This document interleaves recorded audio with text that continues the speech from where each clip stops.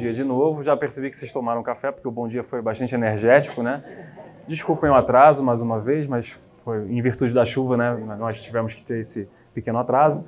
E, gente, olha só, quando eu recebi das mãos... Tá baixo? Melhorou um pouco se eu falar mais próximo? Ah, desculpa. Então tá, tem que falar mais próximo do microfone, né? Tá ok. Quando eu recebi essa incumbência de vir aqui, eu estou acostumado a palestrar para jovens em universidade, pessoas que estão fazendo pós-graduação, e já palestrei outras vezes para a terceira idade. Eu sempre gostei de fazer isso. Quando eu fiquei sabendo que era um grupo de terceira idade, eu fiquei muito feliz. E, na verdade, isso já foi... Vocês já me inspiraram a vir aqui. Na verdade, a atitude de vir aqui, pegar 8 horas de carro, já foi uma inspiração. Eu vim aqui inspirado por falar para esse público tão especial, que é o público da terceira idade, que só cresce no Brasil. A gente vai ver aqui alguns dados sobre isso, alguns dados bem interessantes sobre isso. Então, como o Daniel já me apresentou, né, eu sou doutor, enfim, eu trago algumas bandeiras aqui no meu slide, vocês podem notar que existem algumas instituições que eu trago comigo, e eu costumo fazer isso, eu gosto de botar essas bandeiras aqui no meu slide, né, Unirio, Universidade Católica de Petrópolis, Labim, que é o meu laboratório lá no Rio de Janeiro, a Universidade de Iowa, onde eu fiz parte do meu doutorado. Então eu venho trazendo as bandeiras como se fossem as marcas de batalha, as cicatrizes da vida. Eu acho importante botar isso aqui sempre, né? E minha esposa até brinca comigo, olha, mais uns 3 anos aí ninguém vai conseguir ler o seu título, porque vai começar a entrar tanta bandeira aí que eu vou ter que ou reduzir o título ou reduzir o tamanho das bandeiras. Mas brincadeiras à parte, né? Eu acho importante, porque essa é a nossa história, né? A gente carrega conosco a nossa história. E é importante a gente sempre lembrar de onde a gente veio, né? Eu acho isso muito importante, lembrar das raízes, lembrar de onde a gente veio, né? Bom, e vamos falar hoje de atitudes que inspiram, né? Existem várias coisas que eu vou mostrar que vão, sem dúvida, abraçar esse tema hoje. Em primeiro lugar, eu quero dizer que nós estamos vivendo, vocês já devem ter percebido isso ao longo do evento, ao longo dos anos, né? Que nós estamos vivendo uma época muito especial. Para falar a verdade, nós vivemos uma época muito, muito especial. Eu trouxe aqui um gráfico que vocês podem ver. É uma curva de expectativa de vida. Na verdade, não é nem mais uma curva, é uma reta da expectativa de vida da humanidade ao longo das épocas. Eu trouxe de 10 mil anos antes de Cristo para cá. A expectativa de vida era de 25 a 30 anos de idade. Isso vem acontecendo até mais ou menos 1700 na Europa, que algo muito especial acontece, que é a Revolução Industrial, 1760, e a vida começa a melhorar radicalmente junto com o advento da medicina e das descobertas da medicina ao longo do século XVIII e XIX, principalmente, né? Agora, percebam, 10 mil anos antes de Cristo, né, a história que nós conhecemos, conhecida como período neolítico, é um período onde o homem começa a se assentar e, através do advento da agricultura, ter tecnologia para lidar com o meio ambiente sem precisar ser tão nômade, como era no período paleolítico, antes da agricultura, né? Acredita-se que o ser humano está andando pela Terra em torno de 250 a 200 mil anos, o Homo sapiens. Porém, até 10 mil anos antes de Cristo, era no estilo caça e coleta, caçava-se e coletava-se o que aparecia, e a partir do período neolítico, o que instaura o período neolítico é o advento da agricultura, né? Há 10 mil anos antes de Cristo, entre 10 mil e 8 mil anos antes de Cristo, na antiga Suméria, hoje Iraque. E você vê que a expectativa de vida não melhora muita coisa até 1700. Mais especificamente, quando a gente olha para a Europa, olha o período especial da nossa história.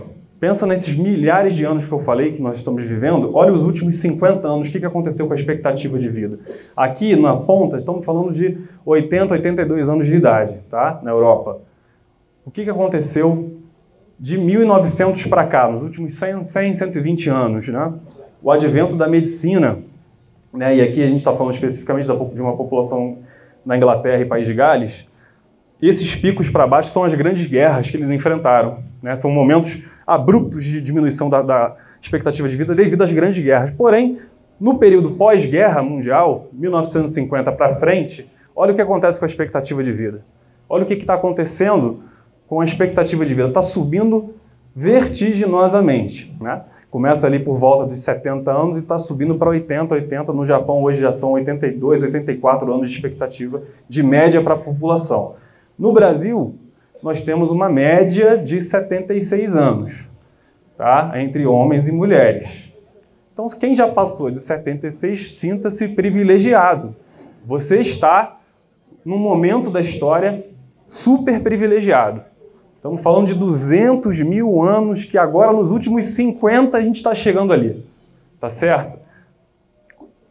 Eu trouxe aqui também do lado, são dados do IBGE, Instituto Brasileiro de Geografia e Estatística, dados de 2017. Olha, em 1940, a taxa de mortalidade infantil, e olha a taxa de mortalidade infantil em 2017, só há 2 anos atrás. Quer dizer, caiu mais de 10 vezes.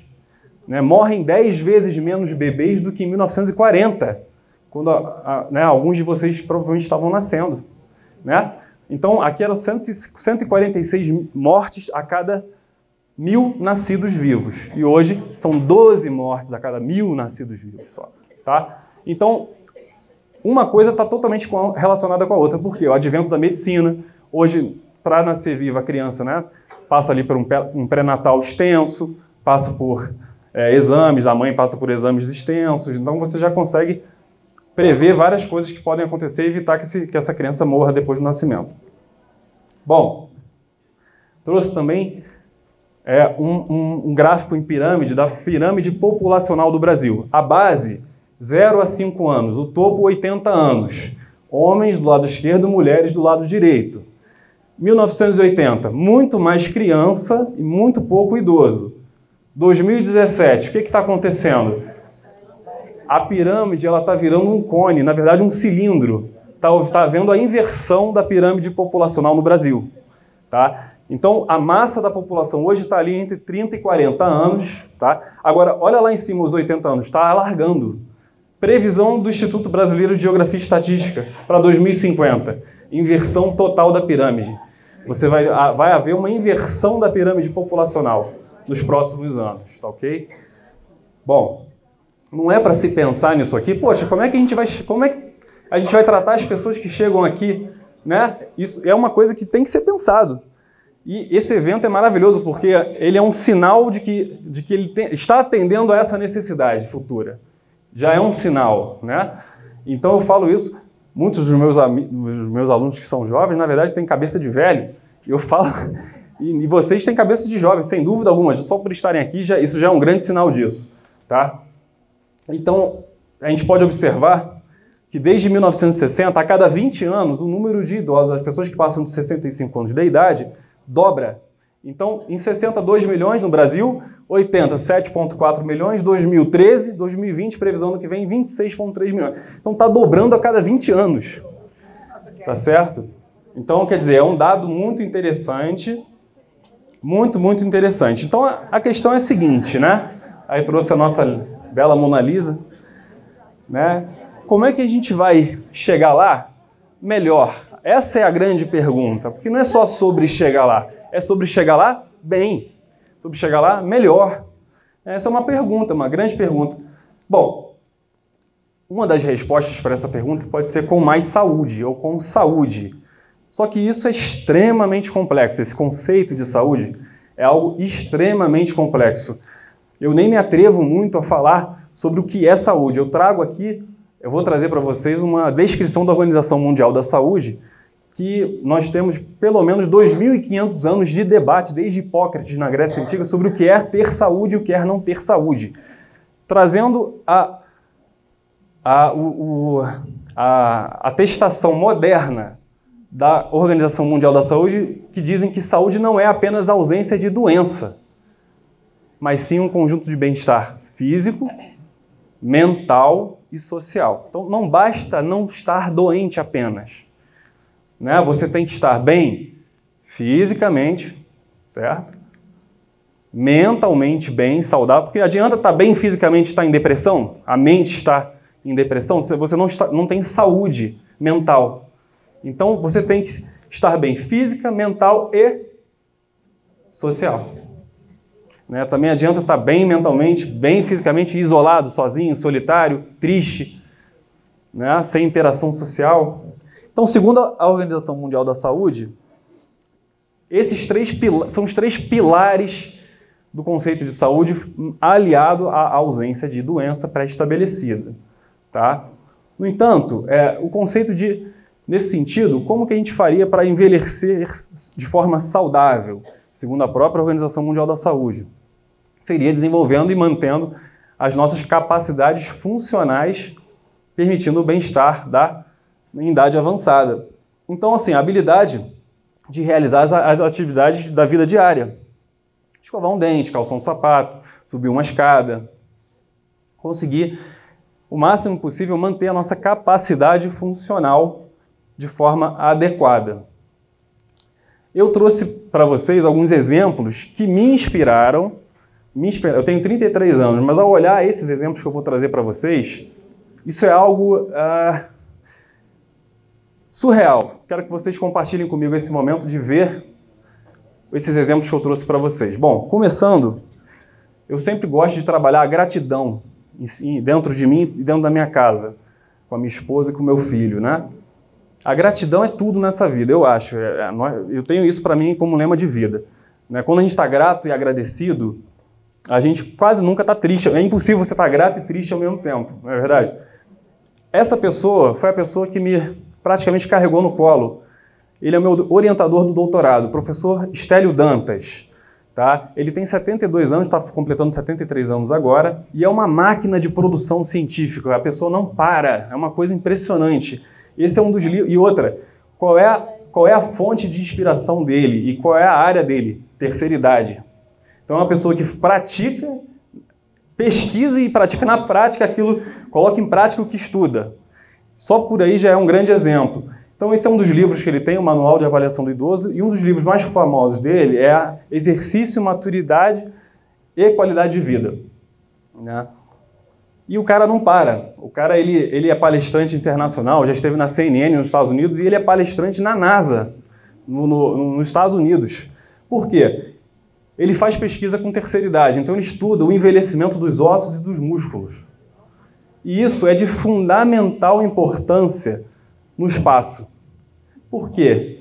Porque os astronautas que são expostos à gravidade zero ou à microgravidade, ficam flutuando por alguns meses nas estações internacionais, eles têm um envelhecimento aceleradíssimo dos ossos e dos músculos, porque eles não têm contato com a lei da gravidade, eles não pisam em lugar nenhum, eles não têm compressão de cima para baixo, fazendo com que os músculos deles tenham contração o tempo inteiro. Então eles estão flutuando, ficam 6 meses flutuando. Pela lei básica da biologia de uso e desuso, se você usa, você tem. Se você não usa, você perde. Se você não usa ossos e músculos, você perde rapidamente. Estamos falando de pessoas altamente treinadas, fuzileiros navais norte-americanos, pessoas de 30 anos de idade no máximo, que têm um preparo físico para subir para o espaço absurdo. Pessoas fora da curva em termos de capacidade física, voltam 6 meses depois com idade óssea de 70 anos de idade. E com sarcopenia, que é a perda rápida da massa muscular, porque não usa, tá?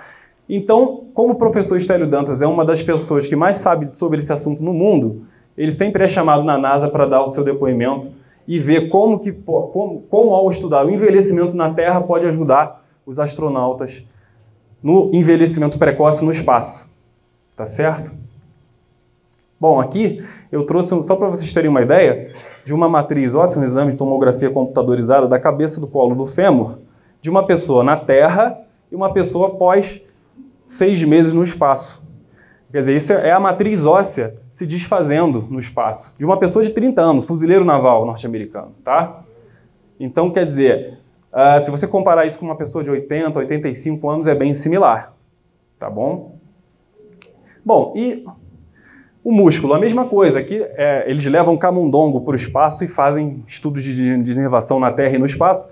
E aqui o mesmo músculo, semana após semana, sem uso.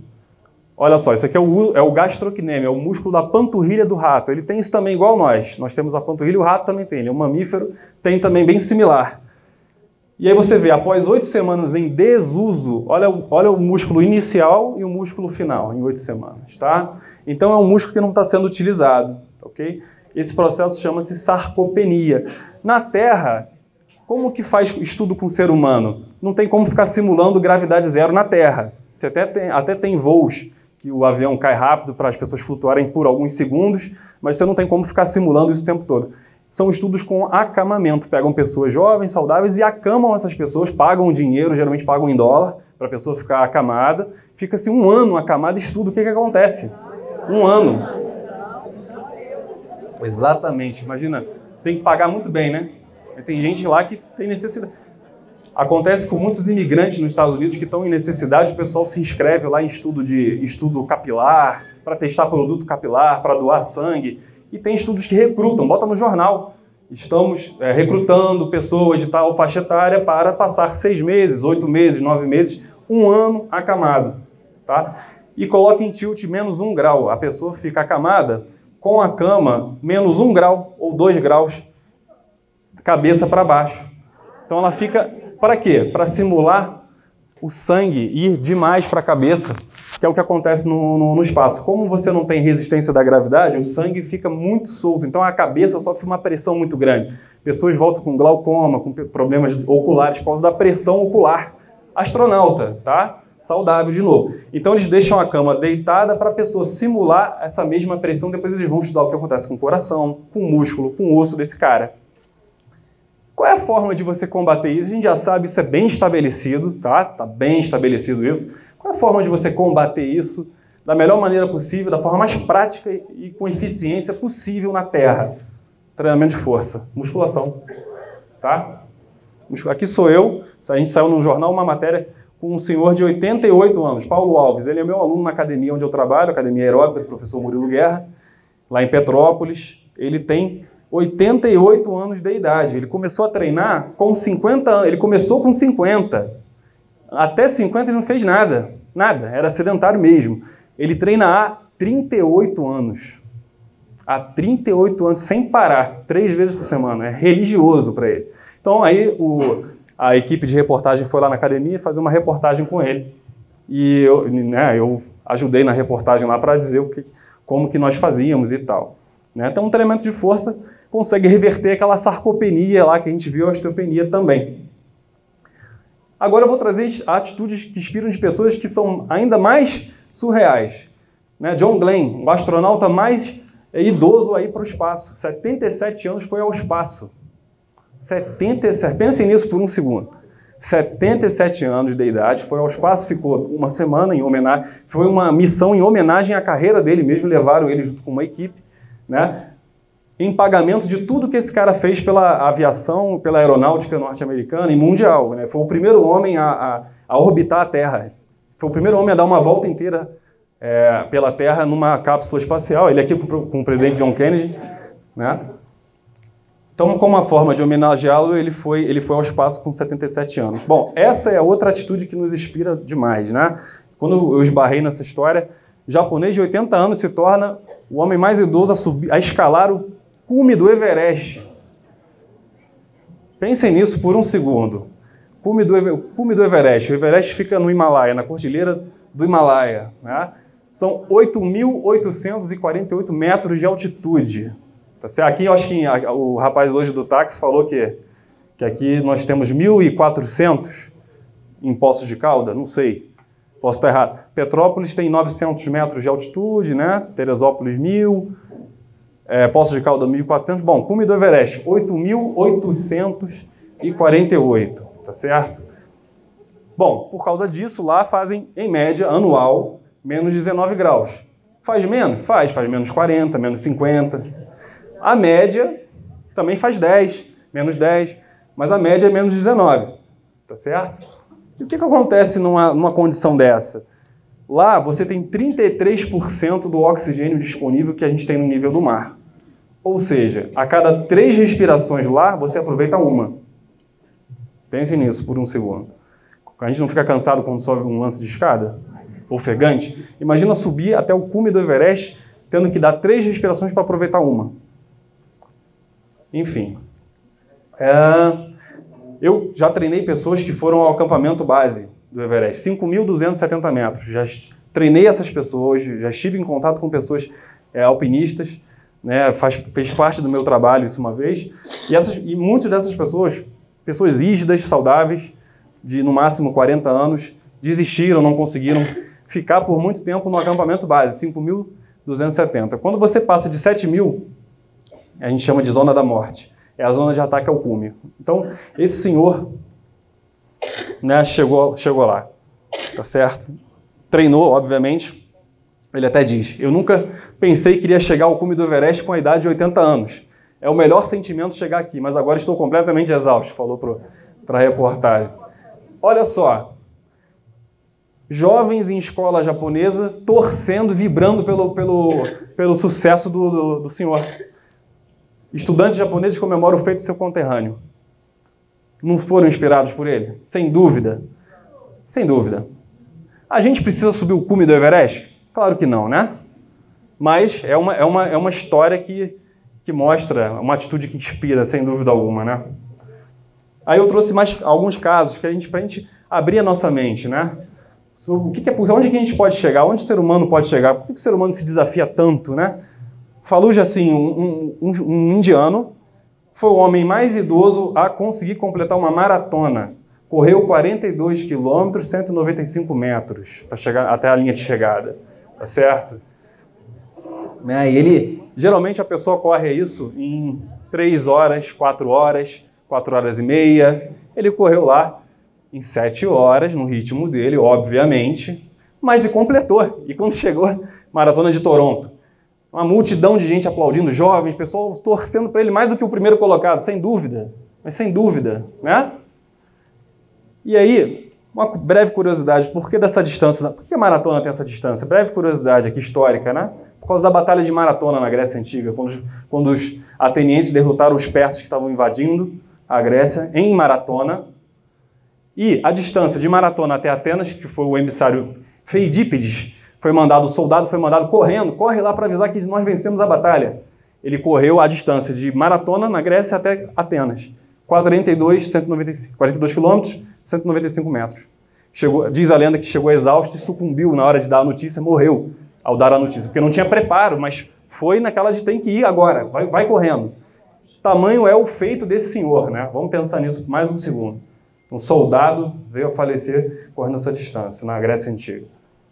Bom, mulher mais idosa a fazer o mesmo feito. Harriet Thompson correu a maratona de San Diego, na Califórnia, né? Em 2017, há 2 anos atrás, 92 anos de idade, correu a maratona com o filho dela de 58 anos de idade. Tá? Ia com ela lá. No final, mesma coisa, o pessoal chegando, uma turma de gente aplaudindo, mais festa para ela do que para qualquer outro corredor.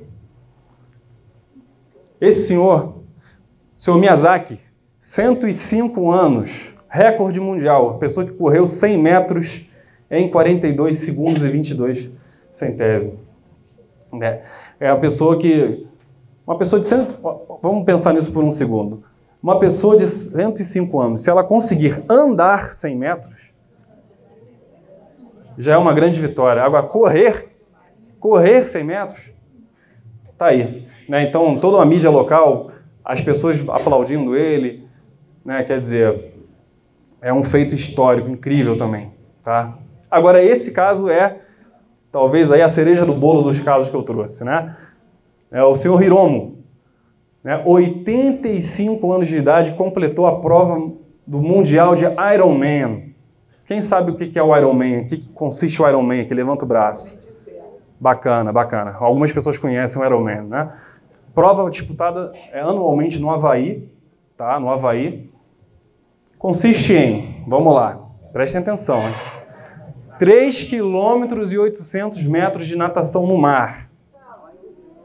3 km e 800 metros nadando na água do mar, gelada, com onda, com um monte de gente batendo perna e braço do teu lado, dando cotovelada. Ele fez em 1 hora e 51 esse percurso. Pô, bacana. Acabou por aí? Não. Sai do mar, sobe na bicicleta. 180 quilômetros de pedal. Eu não faço ideia da distância aqui aqui de Poços de Caldas para algum lugar, mas vou dar o exemplo de Petrópolis, Juiz de Fora, tá? Você vai e volta.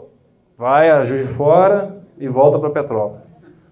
De bicicleta. Tem uns malucos lá na academia que fazem isso no final de semana. Faz isso no final de semana como... Hã? É, isso aí. Enfim, 8 horas e 2 minutos. Tá? E em cima da natação, tá? E depois, para finalizar, com chave de ouro, uma maratona para fechar, né? Então, 42 quilômetros, 195 metros, ele chegando aqui, ó, histórico. Foi histórico, uma coisa assim, saiu em todos os jornais na época, né? O cara é um herói no Japão, sem dúvida alguma.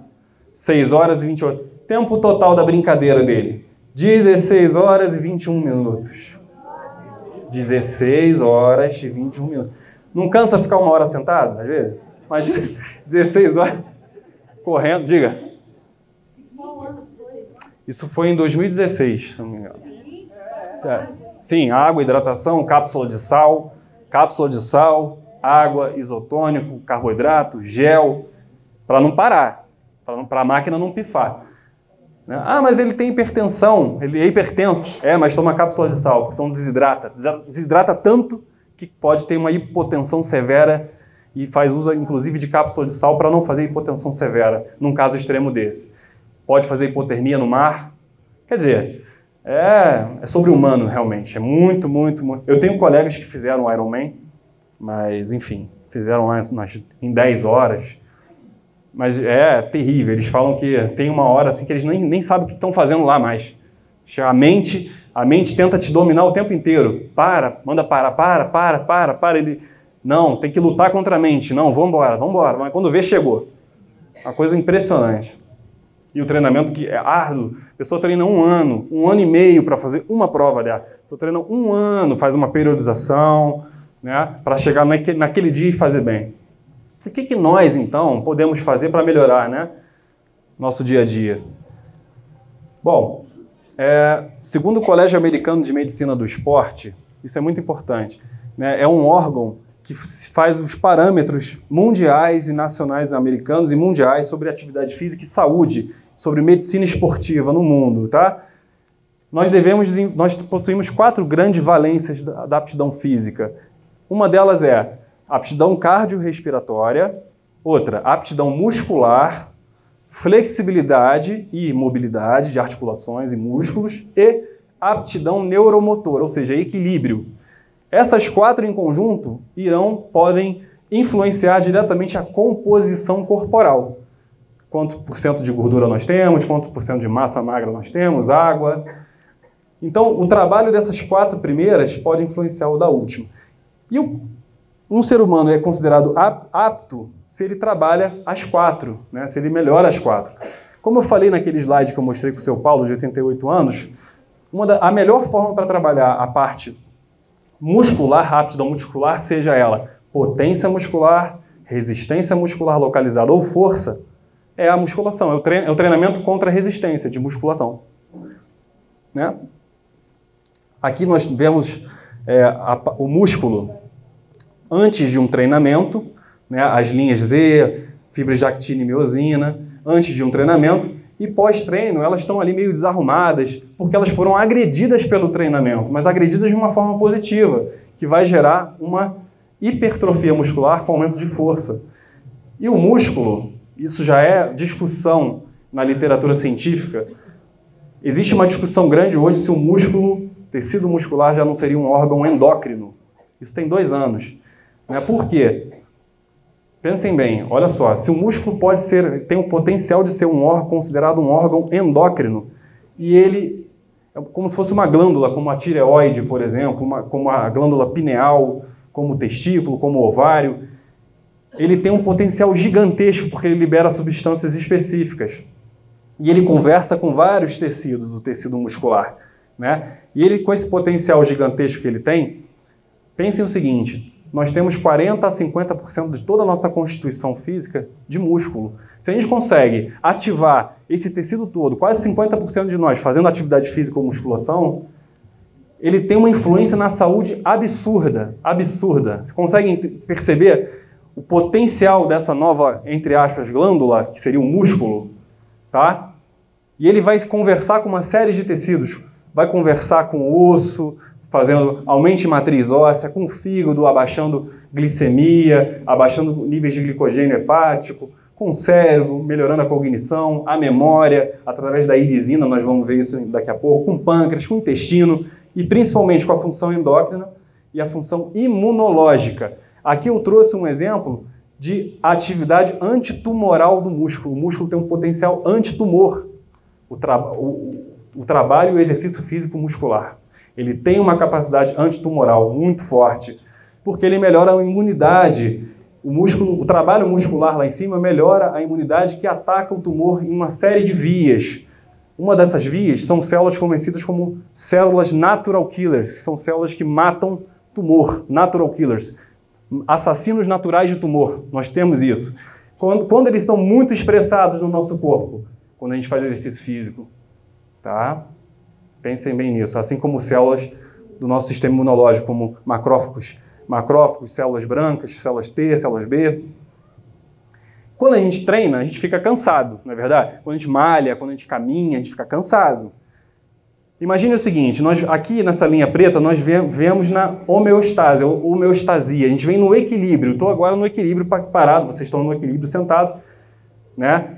Você começou a fazer atividade física, você terminou ela cansado, você então perde água, você desidrata, você cansa, você fica ofegante, você perde glicogênio muscular, você diminui a glicemia. Então há um estresse que vai fazer uma baixa de uma série de coisas, tá certo? Essa é a curva descendo, tá? O cara fez o estímulo aqui, o exercício, desceu.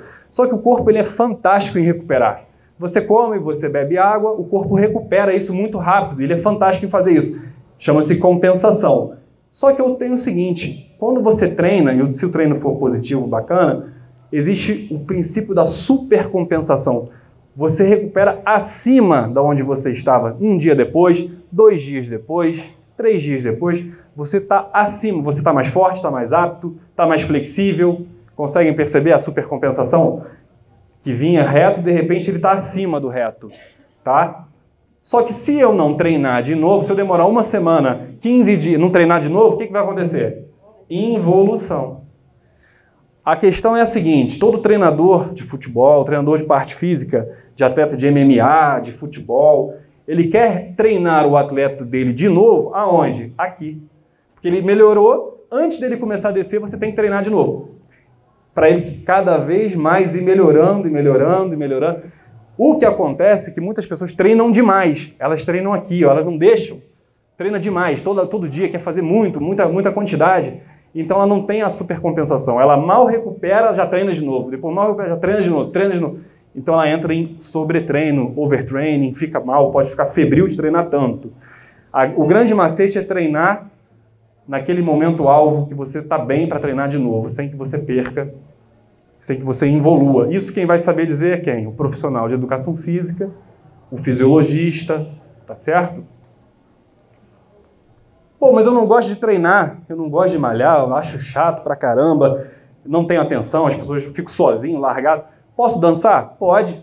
Dança. Olhem bem isso. Efeitos da dança no equilíbrio, cognição e autonomia funcional em idosos. Um estudo de uma colega minha, da Eliane, tá? Um estudo do ano passado, uma colega minha de laboratório, que trabalha com idosos.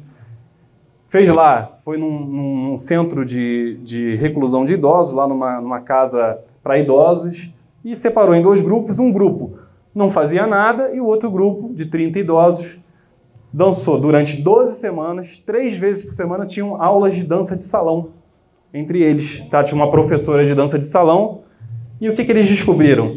Esse grupo que dançou melhorou a cognição, função mental, equilíbrio e força, que foi verificado em vários testes, como o teste de sit up and go, que é o teste de levantar da cadeira e andar, são testes específicos para você ver a autonomia funcional em terceira idade. Melhoraram o equilíbrio, melhoraram um monte de coisa. Chegaram à conclusão que a dança de salão deve ser indicada para proporcionar melhora no equilíbrio e no desempenho motor nas atividades da vida diária de idosos. Então, olha só, uma atitude como dança de salão 3 vezes por semana já pode estar melhorando uma pessoa que estava parada. Claro que vai chegar uma hora que talvez seja necessário ela entrar para uma musculação, ou fazer uma hidroginástica, ou uma caminhada. Porém, para quem está parado, só a dança de salão já pode ser algo benéfico. Então vamos botar isso na cabeça. E a gente ouve muito assim, poxa, mas eu tenho 90 anos de idade, eu vou treinar para quê? Tem resultado? Tem. Nonagenários apresentam resultado de ganho de massa muscular com musculação. Pensem nisso. Nonagenários, pessoas de 90 anos de idade, estavam parados lá no asilo, né, o estudo do Eduardo Cadori, um dos maiores pesquisadores sobre envelhecimento no Brasil, da Universidade Federal do Rio Grande do Sul. Pessoas no asilo, lá, paradas, treinou essas pessoas, tá, musculação, faziam leg press, cadeira extensora, agachamento, tá, durante 12 semanas, tá? E depois testaram eles no Sit Up and Go, Time Up and Go, que é um teste específico de autonomia funcional, pede para a pessoa levantar, caminhar 3 metros, rodar através de um cone, voltar e sentar de novo na cadeira. E aí isso é marcado o tempo. Quanto tempo a pessoa faz isso? E aí viram lá que o grupo controle, que não fez nada, no asilo, um pessoal que eles dividiram que não fez nada, no pré-teste está lá apresentando lá uma média de 19, 20 segundos, e depois de 12 semanas deu uma piorada. Claro, não fizeram nada, deram uma pioradinha no tempo, aumentaram o tempo na linha branca.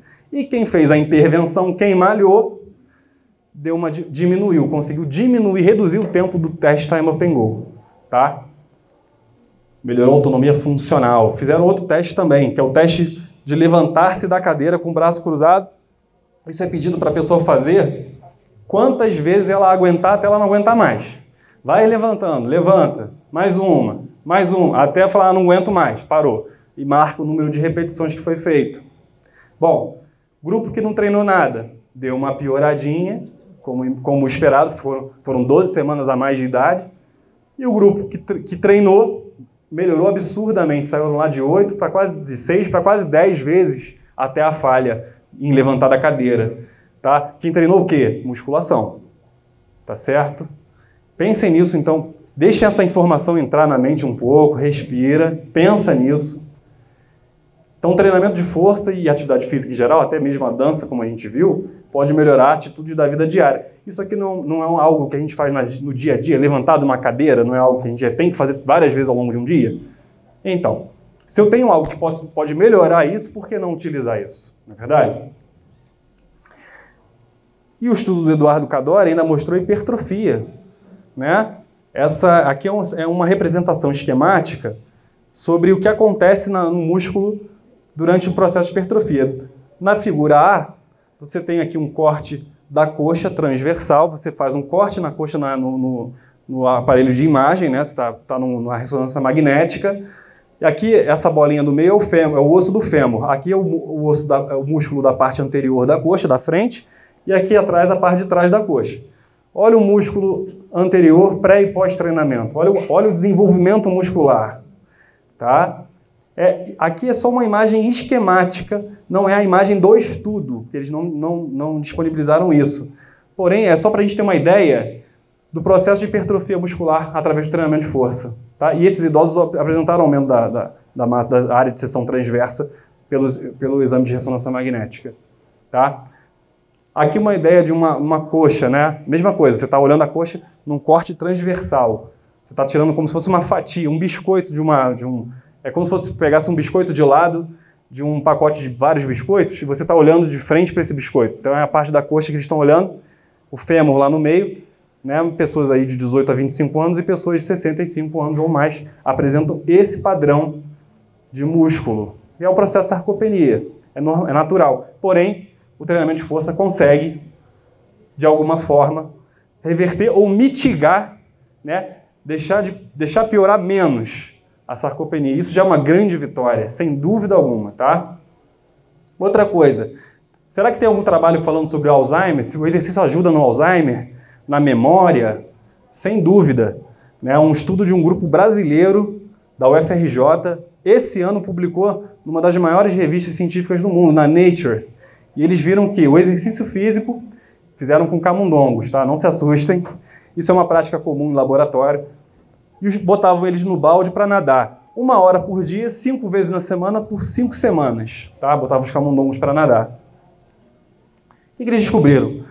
Os efeitos benéficos do exercício em modelos de Alzheimer colocam a irisina como um novo agente capaz de se opor à falha da sinapse e à perda de memória. O que é irisina? É uma substância, é uma miocina, mio de músculo, tá? Nós temos citocinas no nosso corpo e uma miocina, ela é uma citocina liberada por quem? Músculo, certo? Específica do músculo, que por algum motivo ela vai lá no cérebro e protege o cérebro contra o Alzheimer.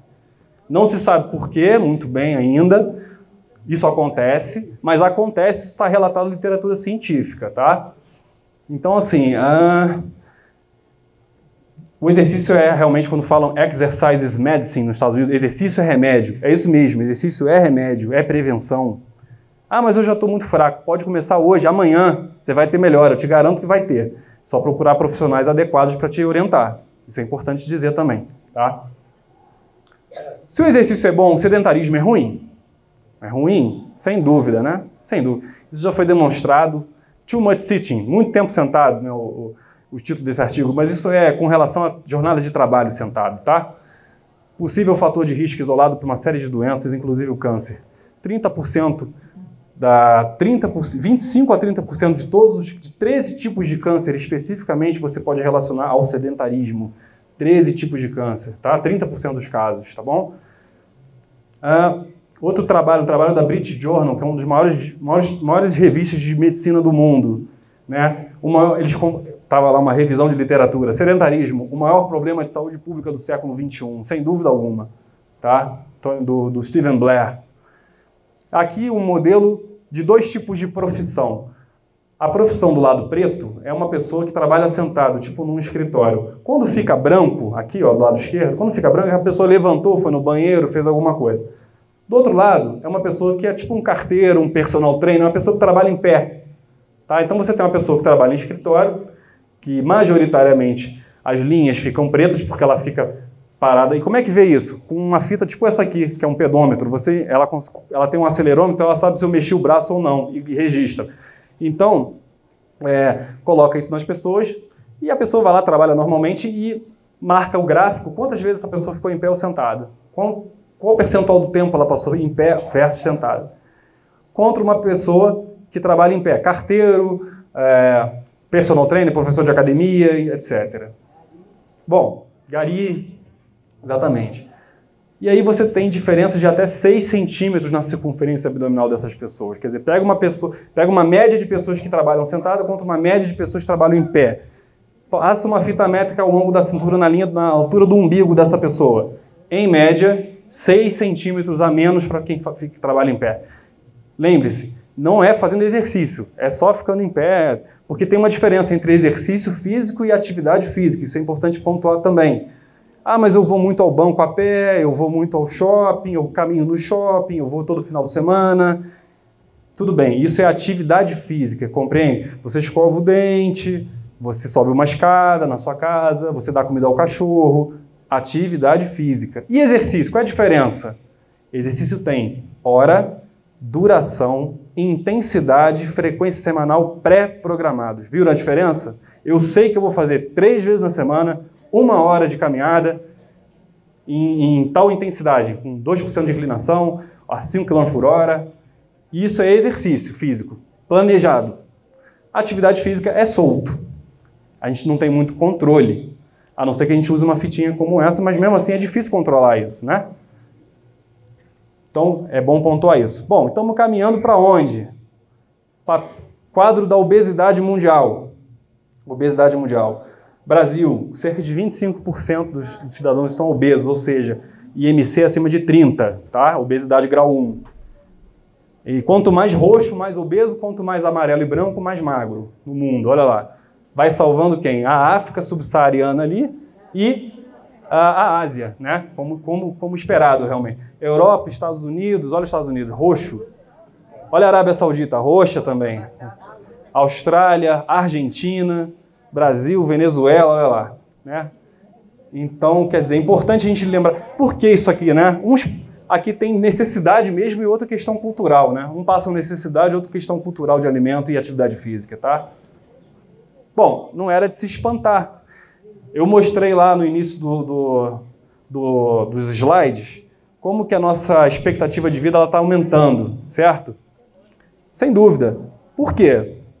Porque nós temos mais comodidade, mais tecnologia, as pessoas passam menos fome, né? Raramente alguém morre de fome no Brasil hoje, né? A comida barateou, né? Isso não era igual a 100 anos atrás, as pessoas passavam fome. Meu avô chegou a passar fome, passou fome mesmo, né?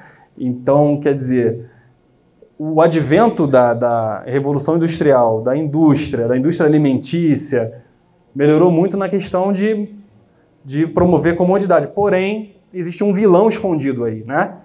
Por quê? O alimento ficou muito barato e o alimento é altamente calórico. Vocês têm uma ideia? Aqui é uma comparação sobre o potencial energético de 1 kg, 150 gramas de cenoura in natura versus uma barra de Snickers. Se eu pegar para vocês um saco com 1 kg e 150 gramas e der na mão de cada um de vocês hoje aqui e falar, até o final do evento hoje eu quero que vocês comam essas cenouras. Quem aqui vai conseguir comer 1 kg, 150 gramas? Agora, se eu der uma barrinha de Snickers, 10 minutos? 1 minuto? Talvez demore mais tempo abrindo a embalagem do que comendo, né? Então, é isso. Esse é o problema atualmente. Entendem o problema da obesidade? É isso aqui versus sedentarismo. Você mistura um motorista de Uber ou de ônibus que passa o dia inteiro sentado no ônibus, não pode levantar porque trabalha sentado, dirigindo, com um monte de troço dentro do carro, amigo, você tem um problema. E chega final de semana, a pessoa está cansada. Pô, vou malhar, vou fazer atividade, estou cansado, quero dormir, quero deitar. Então, a gente tem que começar a repensar esse tipo de ações, não é verdade? Aqui um estudo, para finalizar, estamos chegando no final aí da palestra, um trabalho de 2014 que pegaram macacos rezo, aquele macaco do RH, do sanguíneo, né, macaco rezo, que é o macaco prego que a gente conhece, e deram para esses macacos 2 grupos de macacos, deixaram um grupo de macacos no formato de alimentação ad libidum, que é comer à vontade, e o outro fizeram uma restrição calórica de 30%, ou seja, você precisa de tanto. Eu sei que você precisa disso de ração, eu vou tirar 30% dessa ração e vou te dar diariamente, tá? Sobreviva com isso. E o outro comendo liberado. Expectativa de vida, foi um estudo que demorou 30 anos. Expectativa de vida, quem comia liberado, linha vermelha, morria mais cedo. Quem fazia restrição calórica, viveu mais.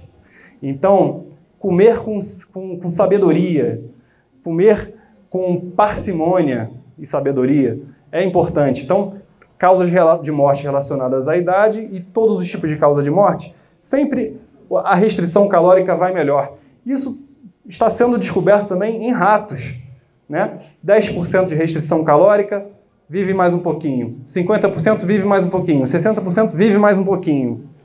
Tá?